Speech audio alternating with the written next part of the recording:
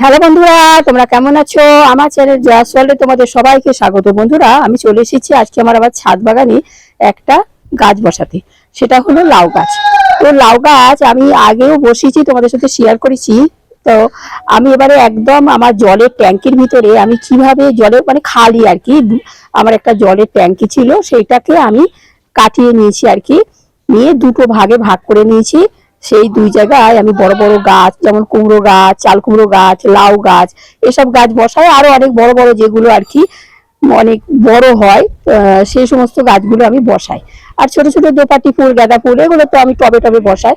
তো আমি ওই জলের ট্যাঙ্কির ভিতরে আমি কিভাবে ওই লাউ গাছটা করব সেটা তোমাদের সাথে শেয়ার করব।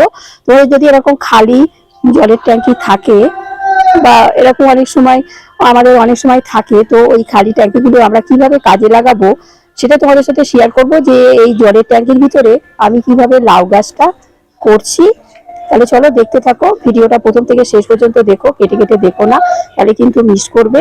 তাহলে চলো যা এই লাউ গাছ বসাতে। বন্ধুরা, তোমরা দেখো, আমি এই টবের ভিতরেই আমি দুটো লাউয়ের দানা বসিয়ে রেখেছিলাম। তো একটা বেরিয়েছে, একটা মারা গেছে। তো এই দেখো, এই টবের ভিতর থেকেই আমি এই লাউ গাছটা আমি বড় করছি।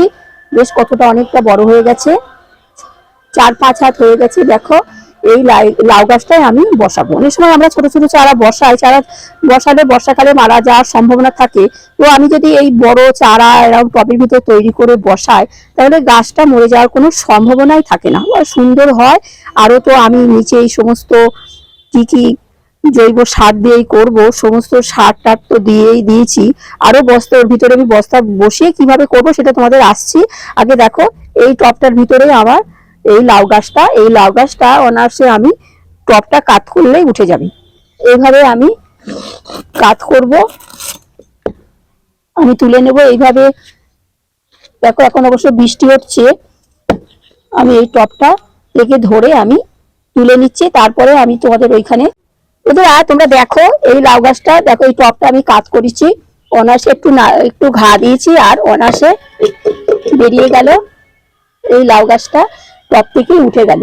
এবারে এই গাছটা আমি সাবধানে ধরে নিয়ে গিয়ে বসাবো। তার আগে চলো ওইদিকে ট্যাঙ্কির ভিতরে আমি সমস্ত মাটিগুলো খুঁড়ে টুড়ে কি কি দিয়ে বসাবো সেটা রেডি করি। বন্ধুরা তোমরা দেখো, এই যে আমার সেই জলের ট্যাঙ্কি, দেখো এটাকে আমি হাফ হাফ করে নিয়েছি। এদিকে একটা হাফ আছে আর এদিকে একটা হাফ আছে। তো এই দুই দিকে আমি সমস্ত বড় বড় গাছগুলো করি, যেমন তরুলি গাছ করি, পুঁইশাক গাছ করি, চাল কুমড়ো, মানে মিষ্টি কুমড়ো, লাউ, এই সমস্ত বড় বড় গাছগুলো আমি এই সাইড দিয়ে দিয়ে করি, এবং সব এক একটা বস্তা বসিয়ে দিই এই সাইডে। এই সাইড দিয়ে দিয়ে সমস্ত বস্তা, কোনোটা বস্তার মধ্যে বসায়, কোনোটা ব্যাগের ভিতর বসায়, কোনোটা মাটিতে বসায়। তো আমি এই লাউ গাছটা মাটির ভিতরে বসাবো। মাটি তো থাকবে, বস্তা বসিয়ে দেবো। বস্তা বসিয়ে দিয়ে তারপরে আমি সমস্ত মাটি টাটি দিয়ে লাউ গাছটা বসাবো। তাহলে তোমরা দেখতে থাকো।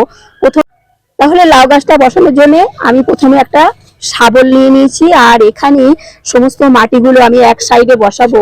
তো আমি সমস্ত মাটিগুলো ভালো করে খুঁড়ে নেব। দেখো, খুঁড়ে নিয়ে তারপরে সমস্ত পাতা পচা সার, গোবর সার, সবকিছু দিয়ে, মানে যা যা দিয়ে বসাই জৈব পদ্ধতিতে, তারপরে আমি গাছগুলো বসাবো। এবার আমি প্রথমে ভালো করে খুঁড়ে টুড়ে নিই। এইভাবে তোমাদের যদি জলের ট্যাঙ্কিটা থাকে, আমি কিছু খোল 2-3 মুঠো আমি দিয়ে রেখেছিলাম। এখানে দেখো, খোলগুলো একদম পচে গেছে। এটা দিন 15 আগে এখানটায় আমি তৈরি করে রেখেছিলাম। মানে খোল, গোবর সার, সবজির খোসা, পাতা পচা শুকনো আর কি দিয়েছিলাম, সেটা পচে গেছে। সবজি কাঁচাও দিয়েছিলাম। দেখো, একদম সুন্দর সব মিলে মিশে একাকার হয়ে গেছে। আরো বৃষ্টি পড়ছে। তারপরে আমি এর ভিতরে লাউ গাছটা বসিয়ে সরাসরি দেবো না, এর উপরে আমি এখন কি করব দেখো। এই যে আমি এটাকে মাটিটা তলায় রেডি করে নিয়েছি, আর ওই একটা শক্ত শক্ত এই যে নারকেলের খোসা বা কাঠের টুকরো দিয়ে দিলাম, এই যে, যাতে ড্রেন ব্যবস্থাটা ভালো থাকে। আর এখানে আমার দেখো পাইপ দিয়ে আছে, পাইপ দিয়ে অনায়াসে জলগুলো বেরিয়ে যাবে। তো সবার আগে আমাদের কিন্তু ড্রেন ব্যবস্থাটা ভালো করতে হবে।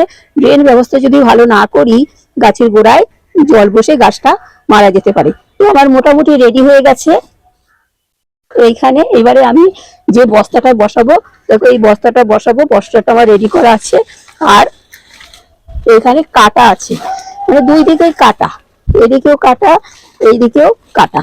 কাটার মুখটা আমি এখানে বসিয়ে দেব, ভালো করে বসিয়ে দিই, তারপরে তোমাদের আবার দেখাচ্ছি বন্ধুরা।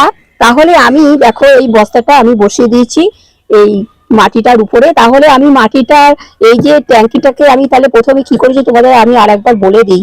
এই ট্যাঙ্কিটা প্রথমে মাটি আমি হাফ তুলে নিয়েছি, দেখছো কতটা খালি, সমস্ত মাটিগুলো আমি এই যে এই বালতির ভিতরে আর এই প্যাকেটটার ভিতরে রেখেছিলাম। আর এই মাটিটাকে আমি তৈরি করে রেখেছিলাম গোবর সার, এই 1 কেজি মতন গোবর সার দিয়েছি এই এক বালতি। আর এই প্যাকেটটা গ্লো ব্যাগের ভিতরে, এটাই মোট 1 কেজি মতন গোবর সার দিয়েছি। আর 250 খোল তো ওখানে দিয়েছি, এখানে অল্পই খোল দিয়েছি আমি, এখানে 150 গ্রাম মতন খোল দিয়েছি। দিয়ে ভালো করে মিক্সও করিনি, দেখো খোলগুলো আমি সব উপরে দিয়ে রেখেছি, দেখো একদম পচে গেছে। তো তারপরে আবার এটা ঢেলে দেবো, আরো সুন্দর হয়ে যাবে, এটা কোনো গাছ মরে যাওয়ারও সম্ভাবনা থাকবে না। খোলটা একদম পচে গেছে, 20-25 দিন হয়ে গেল এইটা মাটিটাকে আমি রেডি করেছি। আর এইখানে আমি সমস্ত সবজির খোসা, গোবর সার, সর্ষের খোল আর এই সমস্ত দিয়েছি। কয়েকটা ছোবড়া আর কি নারকোলের খোসার ছোবড়া একদম নিচে দিয়ে দিয়েছি। আর এই দেখো এখন ওই সমস্ত আমার গাছের সমস্ত ডালপালা এসব শুকনো দিয়ে দিয়েছি।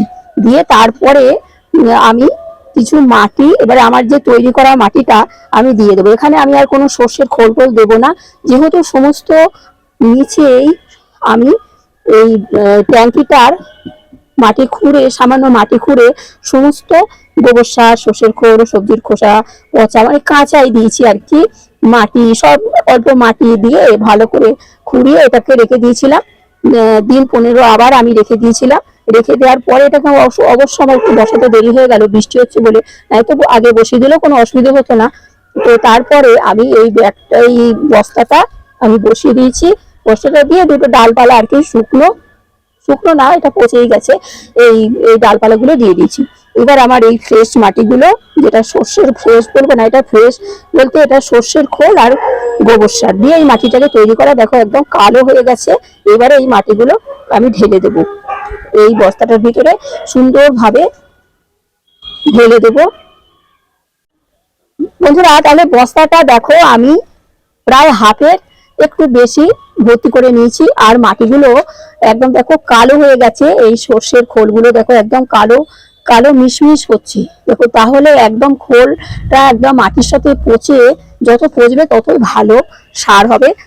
তো আমি এইবারে আমি লাউ গাছটা এখানে প্রতিস্থাপন করে দেবো, এবং পরবর্তীতে এসে দেখাবো আমার গাছটা কেমন হয়। তো এখন আমি প্রতিস্থাপন করছি, তারপরে তোমাদের আমি দেখাচ্ছি। তাহলে টপ থেকে আমি এই গাছটা তুলে নিয়েছি, দেখো খুব প্রচুর শিকড়। আর এটাকে আমি কোনো কিছুই করব না, আমি সাবধানে এই বস্তার ভিতর বসিয়ে দিলাম, দেখো একদম সাবধানে বসিয়ে দিলাম, কোনো পাতা টাতাও কাটবো না, কিছুই করব না। করে তারপরে চারিদিক দিয়ে মাটি দিয়ে দেবো। এই আমার গাছটা প্রতিস্থাপন করা হয়ে গেল। এবারে আমি এই চারিদিকে যে সমস্ত শেকড় টেকড় গুলো বেরিয়েছে, আমার এই যে রেডি করা মাটিগুলো আমি দিয়ে দেবো। তারপরে আবার তোমাদের ফিরে এসে দেখাবো গাছটা কেমন হয়। দেখো আমি তাহলে এই গোড়া দিয়ে এই আমার দেখো কালো মিশমিশ করছে এই খোল আর গোবর সারের মাটিগুলো আমি দিয়ে দিচ্ছি। আমি বলবো তোমাদের যদি এরকম খালি ট্যাঙ্কি থাকে তোমরা এইভাবে করবে, আগেও বললাম এখনো বলছি, দেখবে খুব সুন্দর সুন্দর লাউ কুমড়ো সাধারণত ছোট ছোট বলে বস্তার ভিতরে, টবের ভিতরে ভালো হয় না। এরকম বড় একটা যদি জলের ট্যাঙ্কি থাকে তাহলে খুব সুন্দর সুন্দর লাউ হবে, চাল কুমড়ো হবে, কুমড়োও হবে। আমার তো কুমড়ো আমি তো একবার করেছিলাম গত বছর, তোমাদের সাথে শেয়ার করেছিলাম, অনেকগুলো 6-7টা কুমড়ো আমার হয়েছিল। তো আমি এবারে আবার লাউ গাছ বসাচ্ছি, আমি আগেও বসিয়েছি তোমাদের সাথে দেখিয়েছি, এবারে আমি তোমাদের একদম পুরো প্রথম থেকে দেখালাম মাটি কিভাবে আমি ট্যাঙ্কির ভিতরে মাটি খুললাম, কি কি দিলাম, কি কি আর কি দেয়াটা আমি দিয়ে রেখেছিলাম। দিয়ে তারপরে এই আবার সমস্ত সবকিছু দিয়ে তারপরে গাছটা প্রতিস্থাপন করলাম। এবারে আমি গোড়ায় মাটি টাটি দিয়ে দেবো ভালো করে।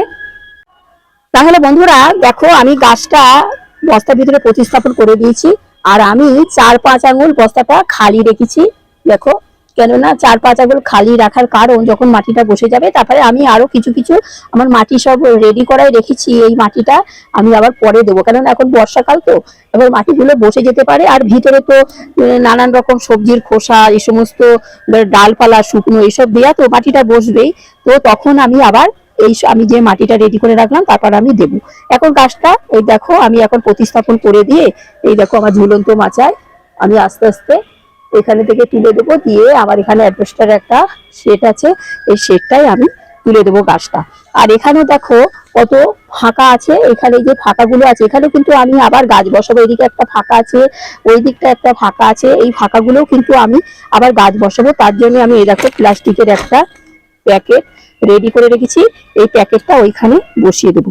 এইভাবে আমি একটা বড় যদি জলের ট্যাঙ্কি হয়, এতে কিন্তু বিভিন্ন রকমের গাছ করা যাবে।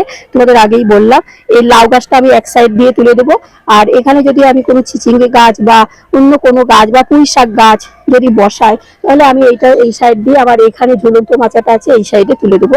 আর একটা ঝুলন্ত মাচা, আর একটা ঝুলন্ত মাচা, এটাকেও আমি ওই সাইড দিয়ে আর একটা তুলে দেবো। এরকম 3-4টে করে গাছ আমি বসাই, সেটা তোমাদের দেখালাম। দেখো আমার ওখানে তরুলি গাছ আছে, এখানে একটা রাস ফুল গাছ আছে, কত বড় হয়েছে দেখো, একদম মাটিতেও এরকম হয় না। এরকম এটা কিন্তু একটা ব্যাগের ভিতরে আছে, দেখো তোমরা, ওটা একটা প্লাস্টিকের ব্যাগের ভিতরে আছে, এরকম ব্যাগ বসিয়ে দিয়েছি। এখানেও একটা আমি বড় ব্যাগ বসানো আছে। তাহলে বন্ধুরা তোমাদের সাথে আমি লাউ গাছের শেয়ার করলাম, জলের ট্যাঙ্কির ভিতরে কিভাবে লাউ গাছটা বসালাম তোমাদের সাথে শেয়ার করলাম। তোমরা তাহলে দেখলে, আমি বলবো তোমাদেরও খালি ট্যাঙ্কি থাকলে তোমরাও তোড়জোড় শুরু করে দাও।